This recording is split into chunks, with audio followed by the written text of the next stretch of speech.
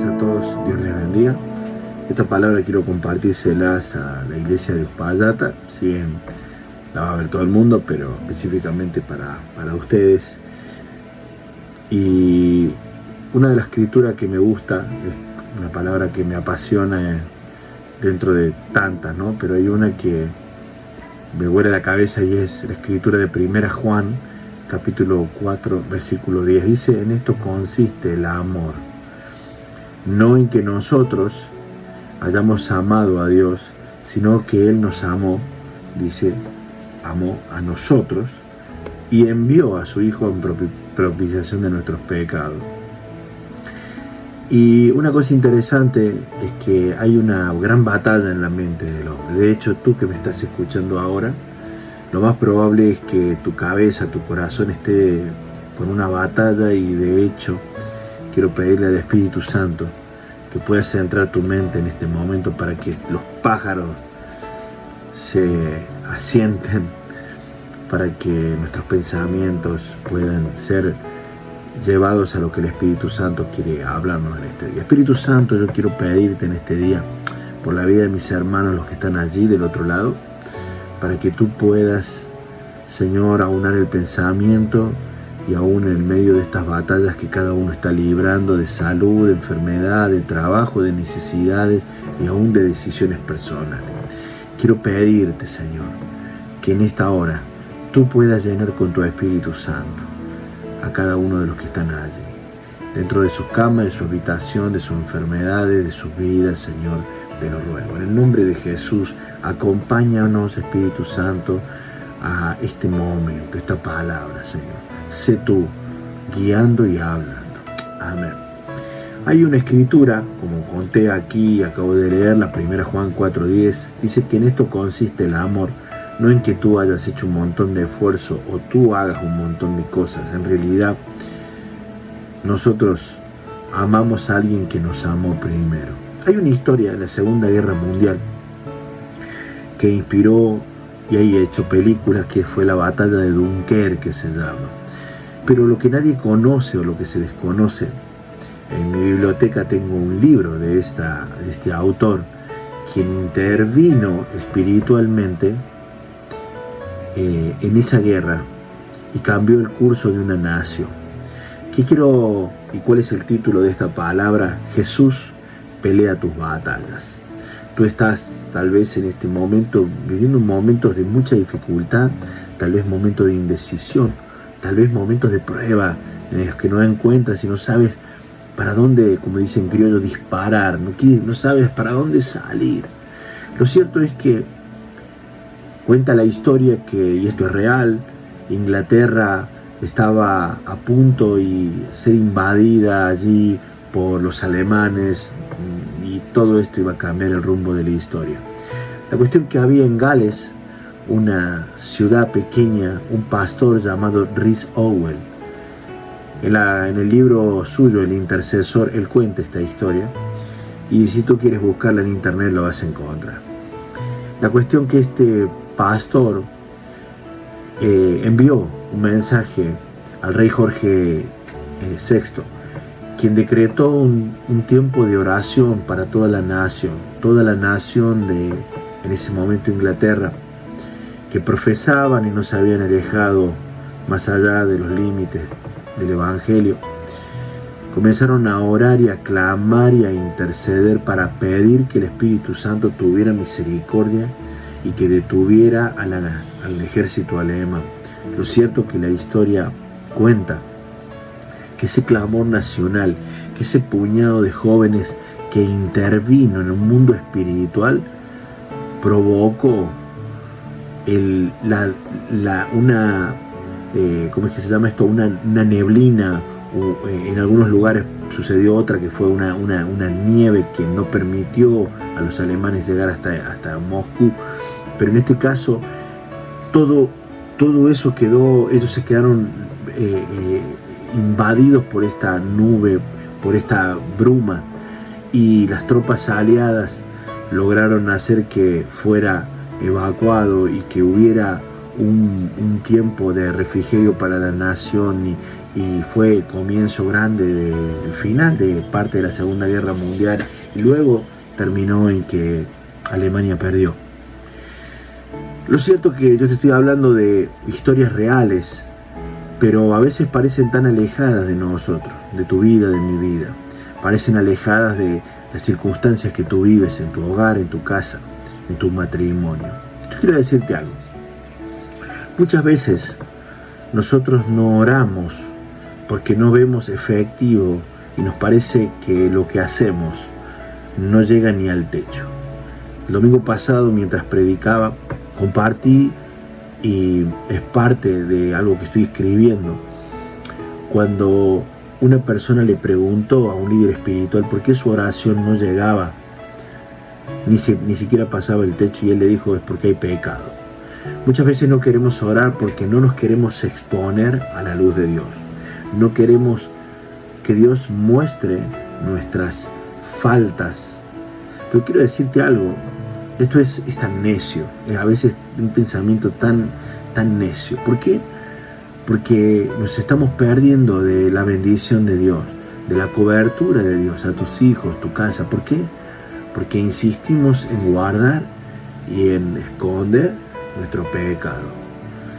Como te leí recién al principio, Él nos ama, te ama, y Él te amó primero, te conoce, pero como el hijo pródigo muchas veces estamos en el fango de este mundo, y Él quiere amarnos, quiere abrazarnos, quiere bendecirte, pero primero tienes que limpiarte, primero tienes que ir que te pongan vestiduras nuevas, y vas a poder venir delante de Él con un corazón y escuchar aún lo que el Padre tenga para decirte. El Espíritu Santo es la persona menos buscada, pero te voy a decir algo. Jesucristo habló del Espíritu Santo. Jesucristo dijo del Espíritu Santo que era el Consolador. En Juan 14 nos dice que el Consolador, el Espíritu Santo, a quien el Padre enviará en mi nombre, enseñará todas las cosas y os recordará lo que yo he dicho. Te voy a decir más, cuando tú te pones a leer la Biblia, tal vez te olvides de muchas cosas, pero cuando el Espíritu Santo oras, Dios busca ese recurso y lo trae a tu corazón para fe. La fe viene por el oír de la palabra de Dios, no viene por el intelecto, no viene porque tú lees. Tengo acá cientos de libros y te puedo asegurar que tú te los puedes leer y no agarrar un gramo de una pizca de fe. La fe viene por escuchar la voz de Dios en la intimidad. Entonces Jesús le dice que el Espíritu Santo, a quien el Padre va a enviar, ¿para qué? Para que en el nombre de Él, y Él nos va a enseñar todas las cosas. Yo este día, yo no sé el momento en que tú estás viviendo de tu vida. Quiero decirte algo. El Espíritu Santo quiere venir a tu vida, quiere entrar a tu hogar, está buscando un lugar para entrar y hablar contigo y para que cosas sean cambiadas en tu hogar. Hay gente que me dice: Eduardo, pasan 20 años y esto no cambia. Entonces, no es un problema de la iglesia, no es un problema del pastor, no es un problema más que tuyo y mío. Porque si las mismas cosas me está haciendo que hago los mismos resultados, algo tengo que cambiar. Alguno me va a decir: sí, yo he probado orar. ¿Has probado buscar a Dios con un corazón sincero, abriéndole todas las áreas de tu vida? Mi matrimonio quiero que cambie. ¿Estás dispuesto tú a cambiar primero? Quiero decirte más. Hay un versículo bíblico que dice en Mateo 12:21, dice: y en su nombre esperarán los gentiles. Estas palabras fueron escritas luego de una alusión de Jesús a lo que fue el libro de Isaías 42. Dice el nombre, en el nombre, dice en su nombre esperarán los gentiles, en el nombre de Jesús, en el nombre del Espíritu Santo. Él es el que nos va a dar la fortaleza para el día en el que todo se ponga oscuro. Y Él es el que nos da esa capacidad. Esto no es solo teoría, hermano. Esto es algo que tenemos que aprender a vivir y en una vivencia práctica de cada día. Dice que el Espíritu Santo vino para investir, para cambiar, para llenar, para transformar a sus hijos.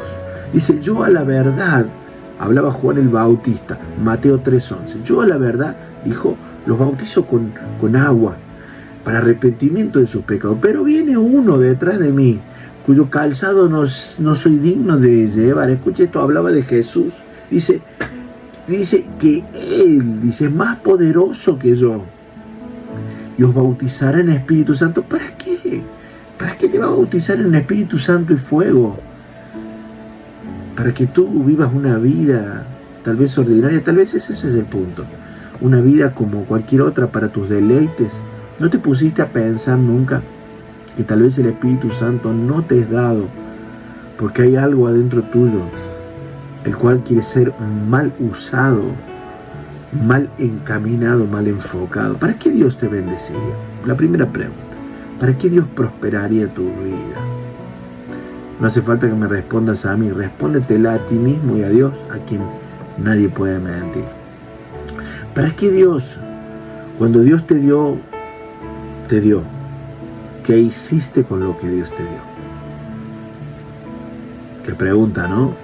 Bueno, dice allí que el Espíritu Santo nos bautizará en Espíritu, Jesús nos bautizará en Espíritu Santo y fuego. Te voy a decir más.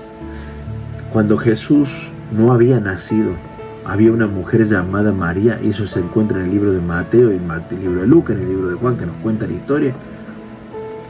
Dice que estando desposada María, dice, se halló que había concebido del Espíritu Santo. El Espíritu Santo tiene el poder de dar vida a lo que está muerto. El Espíritu Santo en la Biblia, cuando Jesús habló que Él nos iba a dar un consolador, ¿sabe qué es esto? Es un ayudador, es el abogado. Algunos vienen y está bien buscar el consejo de un pastor, de un líder, pero le tiran toda la responsabilidad a que el pastor le solucione los problemas. No, amigo. El día y el momento en que mi persona, como pastor, comienzo a jugar al Espíritu Santo, corro riesgo. Y sabe, lo más triste hoy, muchos pastores reemplazan al Espíritu Santo. Sus consejos son más altos que los que el Espíritu Santo pueda dar. Sí puede ayudar un consejo, sí te puede orientar. Ahora, que el consejo sea algo absoluto. Por eso muchas veces tú que me has escuchado y cuando has venido a pedir un consejo te he preguntado, ¿has orado al Espíritu Santo? ¿Qué te ha dicho Él? Es muy importante. ¿Por qué? Porque el Espíritu Santo es el que te va a capacitar. El Espíritu Santo es el ayudador. Te digo más, el Espíritu Santo es el que trae vida ahora mismo si tú estás postrado en una cama. Porque Él va a tomar de lo de Jesús, de su sanidad, Isaías 60, Isaías 61, de las palabras de Jesús, de aquello poderoso que es su sangre para perdonarte tus pecados y mis pecados. El poder que da el Espíritu Santo. Dijo Juan el Bautista, yo no soy capaz ni digno de desatar el cordón de sus zapatos, ¿no? Pero Él tiene poder. El Espíritu Santo. Hay gente que, claro, si quieres mandárselo a gente que es idólatra, que va tras ídolos, gauchitos Gil, vírgenes, que va atrás de santos, mándale este mensaje, que lo escuchen. Es más fácil ir a una estatua de yeso que rendir el corazón delante de un Dios que tal vez no se ve aparentemente y decirle, Jesús, te doy mi corazón. Yo conozco gente que es más fácil agarrar un sobre e intentar meter a dinero, ir a pactar para que Dios le arregle la vida, pero nunca es capaz de abrir su corazón para que Dios venga y cambie su vida. Dios nos amó primero. Él conoce tu corazón. Yo veo gente que se arrodilla. He estado en montaña donde he visto gente hacer sacrificios increíbles, creyendo que eso es un meritorio. Por obras nadie va a entrar al reino de los cielos. No te va a ser respondido. De hecho, te vas a lastimar. Hay gente que está lastimada, herida, rota. ¿Por qué? Porque justamente no conocen a aquel que lleva el pan de vida, a Jesús. Y voy llegando al final de esta palabra compacta pero poderosa. Hay una historia tremenda y maravillosa que es la historia de Corrie ten Boom. Fue una mujer que estuvo recluida allí en los campos de concentraciones nazis. Ella tenía una hermana que se llamaba Betsy y murió, escucha esto, en manos de Reicherburg. Dice, Reicherburg, perdón, era el campo de concentración. Y cuando Corrie ten Boom sale de estos campos de concentración, ella comienza a predicar sobre el amor de Jesús, sobre el perdón y la misericordia. Y recorrió toda Alemania y recorría el mundo conocido en ese momento y todo. Y allí en el año 1947, en un evento en el que ella se encontraba en Múnich, apareció un hombre. Este hombre se acercó para saludarla y cuando Corrie ten Boom lo reconoció, era uno de los guardias, el más cruel del campo de concentración, el responsable directo de su humillación y la de su hermana. Y escucha esto, dice allí que el sufrimiento por lo cual la hermana, este guardia le hizo pasar, la llevó a la muerte a su hermana Betsy. Corrie ten Boom estaba predicando y este varón que se había convertido, el Señor había venido a su vida. ¿Por qué? Porque cuando estaba Corrie ten Boom dentro de ese lugar, su clamor y su oración llegaron al corazón de Dios. Y Dios alcanzó a ese hombre, a ese carcelero asesino, y lo cambió. Y escucha esto. Dice que cuando él se acercó, extendió su mano y le pidió perdón directamente. Dice que Corrie ten Boom en ese momento dice que se congeló de dolor. Los recuerdos. Dice que se sentía completamente incapaz de perdonarlo. Estoy leyéndolo directamente. Dice que por sus propias fuerzas ella no lo podía hacer. Y en un momento el Espíritu Santo vino sobre ella y derramó algo que el Espíritu Santo te puede dar, el don del perdón. Y no lo hizo mecánicamente, dice que extendió su mano. Y dice que cuando el hombre tocó su mano, las dos manos se juntaron. Dice que algo cálido entre ellos recorrió el brazo y lo inundó a su corazón. Y los dos se abrazaron y comenzaron a llorar profundamente. ¿Por qué te cuento este testimonio? Porque este testimonio habla de la profundidad del poder del Espíritu Santo para cambiar tu esposo, tu esposa, tus hijos, tu familia y el lugar donde tú vives. Y termino con este testimonio poderoso. Dice la historia que el hermano Andrés, ¿quién era el hermano Andrés? Andrés se llamaba así, Andrew van der Berg. Este hombre viajaba en la época de la Guerra Fría entre Alemania y todos los países bajo la cortina de hierro, como le llamaban. Llevaba Biblias en un Volkswagen Beetle. Sacaba todo lo que tenía y la llenaba de Biblia para llevarla a sus hermanos. Y ¿sabe? Me encanta esto. Dice que en un momento, dice que cada vez que él llenaba y estaba por pasar el paso fronterizo, oraba al Espíritu Santo y le decía estas palabras. Se emociona mi alma, ¿por qué? Porque yo creo en el poder del Espíritu Santo. Y te voy a dar una clave antes de terminar sobre esto. Dice, Señor, cuando viviste en la tierra, hiciste que los ojos de los ciegos vieran, Y ahora te pido, haz que los ojos se vuelvan ciegos.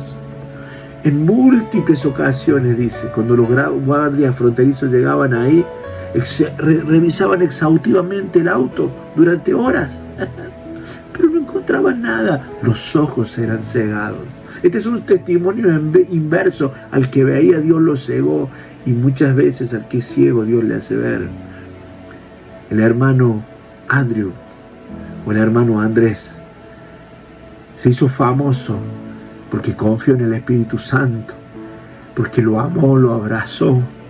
Y te voy a decir algo, qué locura nos hace pensar que el Jesús que nos amó desde la cruz te ha de abandonar. Termino este mensaje diciéndote, cuando Jesús caminó por la tierra, le dijo a sus discípulos, no se vayan, busquen, oren, júntense para que sean investidos, llenos del Espíritu Santo. Él los va a capacitar para enfrentar la prueba que están viviendo. Si estás derrotado, pide al Espíritu Santo que te llene. Si estás enfermo, pídele a Él que traiga esa sanidad del cielo.